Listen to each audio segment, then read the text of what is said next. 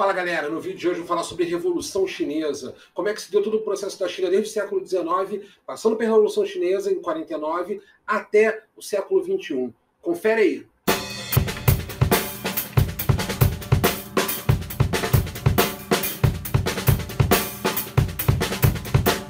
Bom, gente, é importante perceber que quando a gente está falando da China, estou falando de uma nação que tem uma história milenar. Basicamente, eu vou pontuar aqui a partir da dinastia Qing, que vai de 1644 a 1911. É o momento onde os manchus controlam a China. Ao longo de todo esse momento, é importante perceber que foi muito difícil estabelecer uma lógica centralizadora na China. Então, prevaleceu a descentralização política, um fato que favoreceu a entrada, principalmente a partir do século XIX, das grandes potências imperialistas no território chinês. Inclusive, no nosso vídeo sobre imperialismo, nós falamos sobre isso, essa atuação das potências estrangeiras europeias sobre áreas coloniais na África e na Ásia. Você pode ver aqui nesse vídeo que está sugerido aqui para vocês. Então, principalmente a partir do século XIX até o início do século XX, você tem esse forte interesse de empresas estrangeiras dentro do território chinês. Isso fragilizou muito o governo politicamente. É nesse momento que o Partido Nacionalista, comandado por Sun Yat-sen, vai lutar contra essa influência estrangeira dentro do território chinês. Vencida essa batalha em 1911, se estabelece a República Chinesa, acabando aí com séculos de monarquia. Porém, é importante perceber que internamente tinha muitas divergências entre as lideranças locais.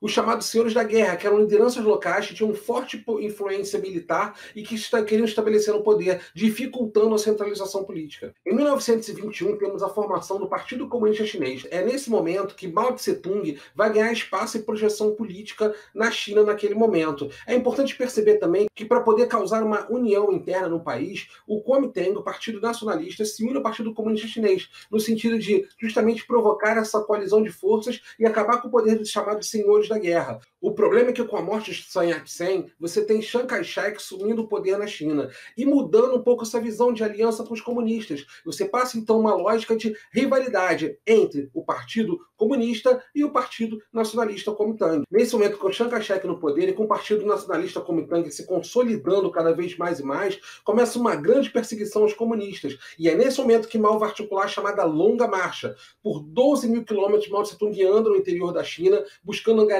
apoio político e fazendo uma lógica bem diferente que se pensava até então. Ele quebra a lógica marxista, fazendo uma revolução socialista a partir do campo. As invasões japonesas no final da década de 30, já no contexto pré-Segunda Guerra Mundial, fazem com que esses dois grupos se unam novamente, nacionalistas do Kuomintang e o Partido Comunista Chinês, nesse momento para lutar contra o inimigo comum externo. Porém, ao final da Segunda Guerra Mundial, com o inimigo japonês derrotado, novamente há uma guerra civil, uma briga interna entre o Kuomintang nacionalista e o Partido Comunista Chinês.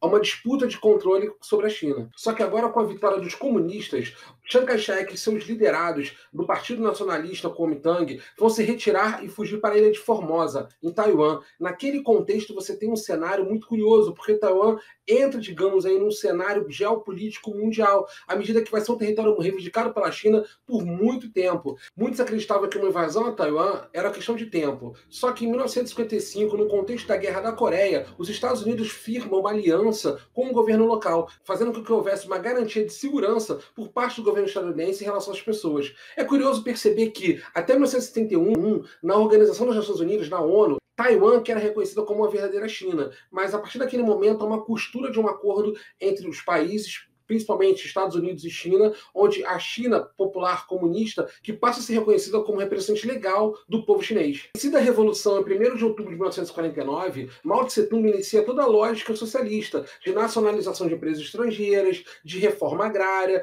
e controle estatal sobre a economia, a mesma cartilha que a Rússia havia feito em 1917, inclusive adotando um plano quinquenal a partir de 1953, numa lógica de aproximação muito grande. Porém, o que acontece é que essa aproximação entre Stalin e Mao Tse-tung, ela não vai durar muito, até porque o próprio Stalin vai falecer em 53, e o sucessor do Stalin, Nikita Khrushchev, digamos, não vai estar muito adequado aos interesses do Mao Tse-tung. O modelo socialista chinês era um pouco diferente do soviético, tinha uma forte base rural, afinal de contas, Mao acreditava que os subsídios deveriam ser deslocados para a agricultura, inclusive estabelecendo fábricas em áreas rurais. E é curioso porque em 1960 você vai ter um rompimento das relações entre a União Soviética e China, até porque Mao acreditava que a China era muito grande para ser apenas um satélite na União Soviética, como as várias repúblicas ali existiam. Então a China queria mais autonomia, queria seguir o seu próprio modelo de desenvolvimento, sem ter tanta interferência de Moscou. Por conta disso se dá esse rompimento. É nesse contexto que se dá o chamado grande salto para frente, que era um momento onde Mao imaginava que podia organizar a economia e seguir sozinho.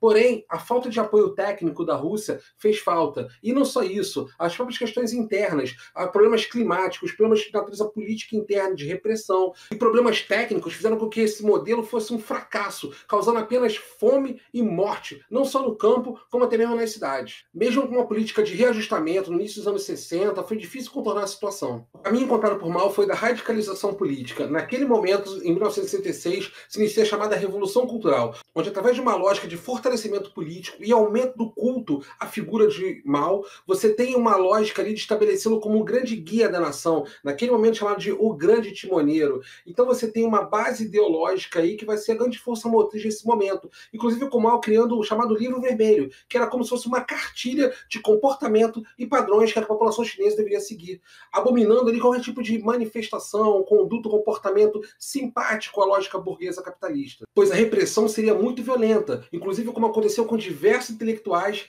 naquele momento na China. É um modelo de reeducação mesmo, de reformatação da população chinesa nesse sentido, seguindo os moldes do Partido Comunista Chinês e, obviamente, baseado na figura do Mao Tse-tung, conforme você pode ver nessa imagem aqui abaixo. Essa grande celebração em torno da figura do Mao Tse-tung. Mas em 1976, você tem a morte do Mao Tse-tung, e a partir daquele momento uma nova projeção política com a figura do Deng Xiaoping, que vai pouco a pouco ganhando espaço até em 78, assumir de forma definitiva o controle sobre a China, e vai estabelecer a lógica que eles chamam de as 4 grandes modernizações, basicamente atuando no setor de agricultura, indústria, defesa, né, forças militares e educação, principalmente ciência e tecnologia. Eram os grandes pilares da política chinesa a partir daquele momento, que vão começar a dar a cara aí que a gente vai ver da China atual. Quando a gente começa a ver, por exemplo, a abertura da China para algumas empresas estrangeiras, sob um forte controle estatal ainda, mas já se via aquilo que nós chamaríamos lá na frente de socialismo de mercado, com as zonas especiais econômicas, principalmente nas regiões litorâneas da China. Nesse quadro resumo, podemos ver aí as principais lideranças chinesas a partir da Revolução Socialista. Temos Mao Tse-tung, que governou de 49 a 76, e ali no seu governo, como nós falamos já, teve o seu grande salto para frente, né, que não dá muito certo, porém tenta construir um socialismo independente da União Soviética, até culminar na chamada Revolução Cultural. Em 1976, Deng Xiaoping já começa a aparecer politicamente no cenário, assume de fato mesmo em 78, oficialmente, e conduz as chamadas 4 modernizações, que vão dar a cara aí que nós temos da China hoje, investindo em indústria, agricultura, ciência e tecnologia e nas forças armadas, no poderio militar. Certamente esse é o governo mais significativo que faz esse desenho da China que temos hoje. Jiang Zemin governou no início dos anos 90 até o início dos anos 2000 e vai fazer essa abertura da China para o capitalismo internacional, fazendo essa inserção dela no mercado global, num contexto da globalização. Você tem o Hu Jintao, de 2004 a 2012, que vai, digamos, dar uma continuidade a essa política da China internacional, que está em todos os continentes e países com seus produtos, e atualmente Xi Jinping, que tem uma política que tenta colocar a China como uma grande potência do século XXI a conflitar com os Estados Unidos. Há quem diga que o mundo hoje está vivendo uma nova Guerra Fria, não mais entre União Soviética e Estados Unidos, mas sim entre China e Estados Unidos. Será mesmo, gente? Mas todo esse crescimento econômico que a China acumulou no final do século XX, início do século XXI, um crescimento de quase 10% do PIB ao ano, na verdade não vão esconder os grandes problemas que ela vai enfrentar. Por exemplo, os problemas de natureza política, uma forte repressão ainda e sem liberdade de imprensa e de expressão dentro do país, que vai estar expresso nesse episódio aqui, ó, o massacre da Praça da Paz Celestial, em 1969, quando os jovens universitários reclamavam justamente disso, da falta de liberdade de expressão e da forte censura do governo. Se economicamente a China crescia, politicamente você continuava tendo um governo de forte repressão e intenso controle, que era incompatível com aquele cenário econômico de desenvolvimento. Além das questões políticas relacionadas à forte liberdade de expressão interna, você tem a questão da política do filho único, que ainda é alvo de muitas críticas na China, uma vez que a maioria da população opta por uma lógica machista ter filhos homens. Então, nesse momento, você tem a morte e o abandono de bebês e crianças por serem do sexo feminino, causando um grave problema social na China e um aumento muito grande da população masculina.